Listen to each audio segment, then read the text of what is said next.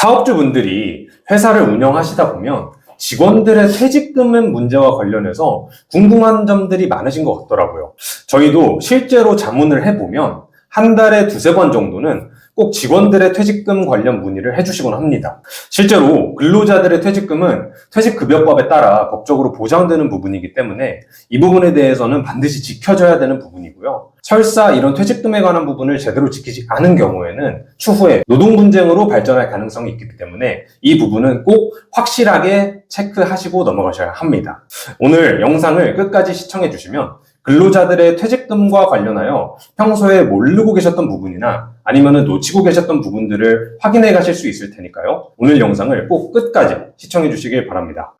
안녕하세요. 노무법인 호담 김형규 노무사입니다. 안녕하세요. 이슬기 노무사입니다. 먼저 노무사님, 제가 많이 상담을 받았던 내용 중에 한 가지가 근로계약서를 작성하지 않았는데 퇴직금을 지급해야 되는지 사업주분들이 많이 궁금해 하시던데요. 어떤가요? 결론부터 말씀드리면 먼저 근로계약서 작성 여부와는 무관합니다. 근로자이면서 일주에 15시간 이상 그리고 계속해서 1년 이상을 근무한 상황이라면 퇴직금은 발생하게 됩니다.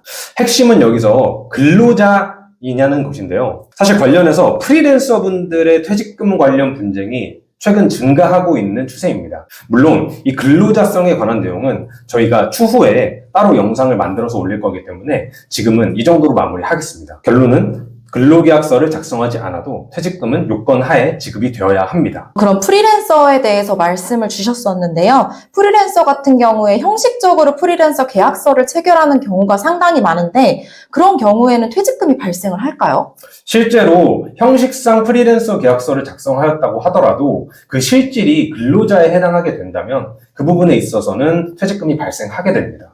그럼 반대로 프리랜서 계약서를 작성하고 실질적으로 근로자성이 인정되었는데 4대 보험까지 가입을 하지 않은 경우가 상당히 많아요. 그럼 4대 보험을 가입하지 않은 경우에 근로자라고 하였더라고 하더라도 퇴직금을 지급받는 데는 문제가 되진 않을까요?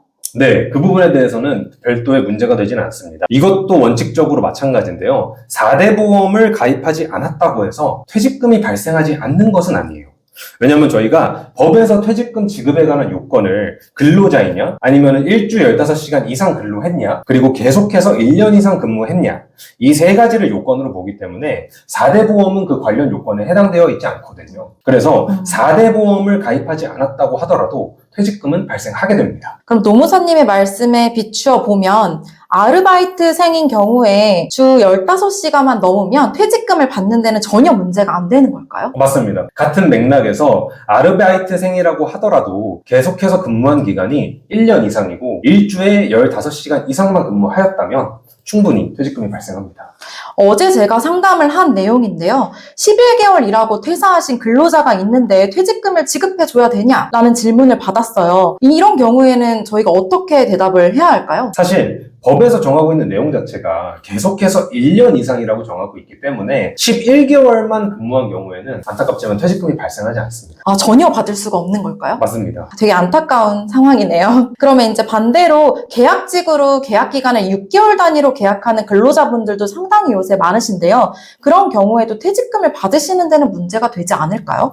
그 부분도 6개월씩 근무한다고 하더라도 근로계약서 갱신을 통해서 단절 없이 1년 이상 쭉 유지가 된다면 퇴직금은 발생하게 됩니다. 퇴직금에 대한 일반적인 내용은 어느 정도 정리가 된 것 같은데요. 그렇다면 퇴직금을 어떻게 계산해야 될지도 저희가 정말 상담이 많잖아요. 그럼 혹시 저희가 많이 상담을 받는 것 중에 퇴직금은 무조건 기본급으로만 산정이 돼야 되는지를 많이 질문을 주시는데 퇴직금은 어떻게 산정이 돼야 되는 걸까요? 퇴직금은 원칙적으로 평균임금이라는 것을 기준으로 산정을 하는데요. 여기서 평균임금이라고 하는 거는 근로자가 직전 3개월 동안 받았던 임금 총액을 그 기간의 일수로 나눈 걸 의미하거든요. 따라서 쉽게 이해하시기 위해서는 그냥 3개월 동안 받았던 월급을 90일로 나눠보시는 게 가장 간편해요. 그래서 퇴직금은 기본급으로만 산정을 하는 것은 아니고 기본급 외에도 식대나 연장수당, 휴일수당이나 야간수당, 그리고 직책수당이나 관리수당 이런 각종 수당들도 급여명세서에 포함된 내용이 있다라고 한다면 그 부분은 퇴직금에 산입이 된다고 보셔야 합니다. 근데 급여 명세서에 매월 지급되지 않는 상여금 항목이 있을 때에는 어떻게 산정이 되어야 될까요? 저희가 그런 부분에 있어서는 실무적으로 경우도 상여금과 연차수당 정도를 생각해 볼 수 있겠는데요.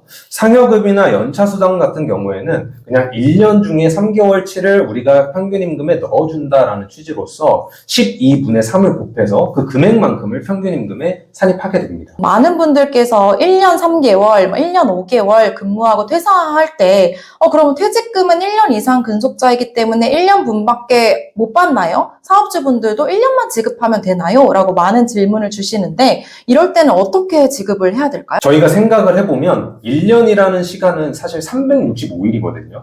따라서 1년 몇 개월, 2년 몇 개월, 3년 몇 개월이 된다고 해서 그 몇 개월에 해당하는 부분을 아예 날릴 수는 없어요. 그래서 그런 부분은 365일 이렇게 일수로 환산해서 그 기간만큼을 산입하게 됩니다. 따라서 1점 몇 년을 근무했다고 하셨다고 해서 반드시 1년치 퇴직금만 발생하시는 건 아니고 1점 몇 년, 예를 들어서 1.5년이면 1.5년 전체에 대한 퇴직금이 발생하게 됩니다. 네, 그러면 이 지금까지 퇴직금을 어떻게 지급해야 되는지 말씀을 주셨는데요. 그럼 이러한 퇴직금은 사업주는 언제까지 근로자에게 지급을 해주셔야 될까요? 퇴직금 같은 경우에는 그 지급 기한에 대해서 역시 법에서 정하고 있는데요. 별도의 지연 지급에 대한 합의가 없는 이상은 퇴사 후 14일 이내에 지급이 되어야 합니다. 이를 지키지 않은 경우에는 지연 이자가 발생하게 돼요. 그럼 만약 말씀 주신 것처럼 당사자 간의 합의가 있는 경우에는 14일 이후에 퇴직금을 지급하더라도 문제가 되지 않나요? 충분히 가능합니다. 당사자 간의 합의가 있다라면 그 지급의 기한을 연장할 수 있습니다. 그럼 만약에 그렇게 늦게 지급하는 경우 어떤 식으로 지연 지급에 대한 합의를 하게 되나요? 몇 가지 방법을 생각해 볼 수 있겠는데요. 대표적으로는 근로계약서에 그 내용을 담는 방법이 있고요. 두 번째로는 퇴사 시 그 퇴직금 지연 지급에 대한 별도의 합의서를 작성하는 경우도 있습니다.